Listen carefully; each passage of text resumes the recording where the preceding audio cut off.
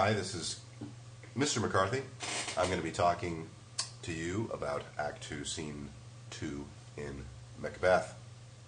I'll begin by summarizing the key actions in the scene, and then I will go on to do a little bit of character analysis to discuss some of the more important aspects of this scene from the point of view of character, action, and reaction.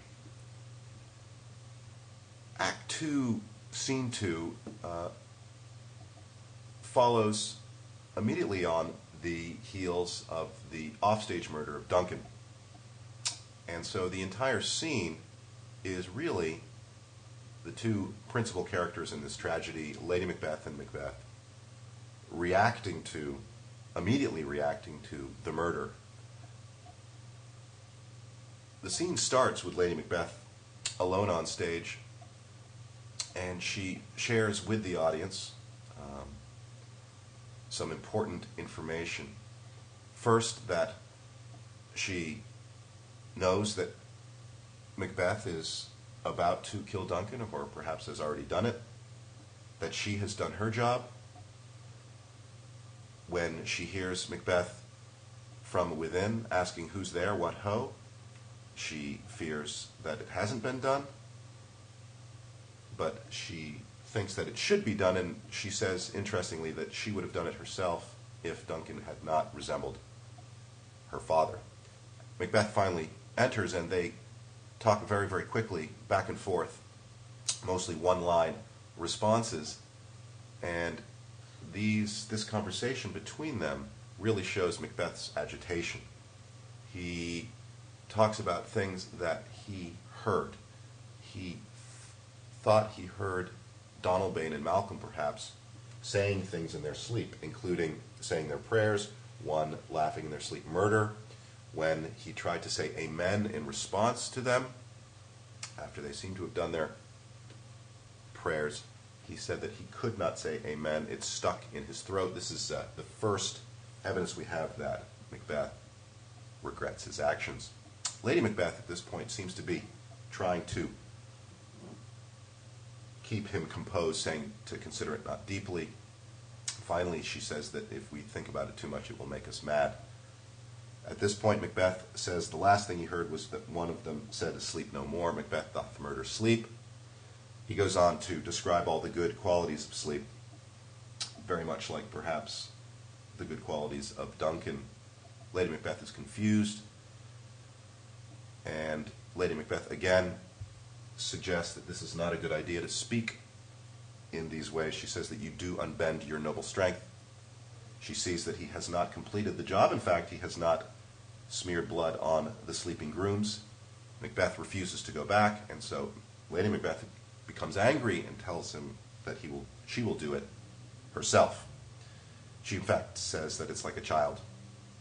Macbeth is like a child because he cannot see the difference between the sleeping and the dead.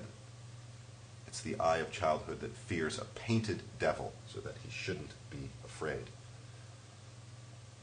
Lady Macbeth leaves. Macbeth is left by himself, and here we continue to see his regret. He uses some allusions to Oedipus here. Shakespeare uses them, gives them to Macbeth to suggest how horrible he feels, specifically that he'll never be able to wash the blood off his hands, and that his hands, in fact, pluck out his eyes, make him not want to see, just like Oedipus did not want to see all of the horrible things that he had done. Lady Macbeth returns and continues to berate her husband, saying that even though her hands are bloody, she is not ashamed like he is. The knocking continues, and so she tells them, staying in control, that they should retire to their chamber so that they do not get caught.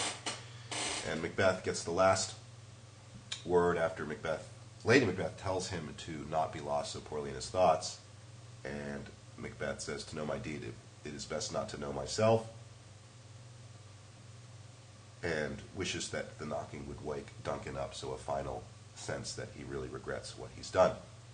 Now, all of this certainly suggests the great polarization between Lady Macbeth and Macbeth that we've been aware of really since their first meeting at the end of, in the middle of, Act 1.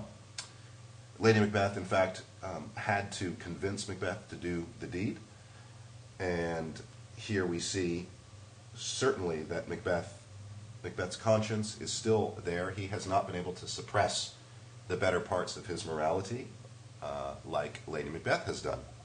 And so we see this in the way that he imagines voices, that he riffs on the idea of sleep in a sort of way that suggests almost an irrationality, the way that he uses these allusions to Oedipus to suggest that he will never get over this crime that he has committed.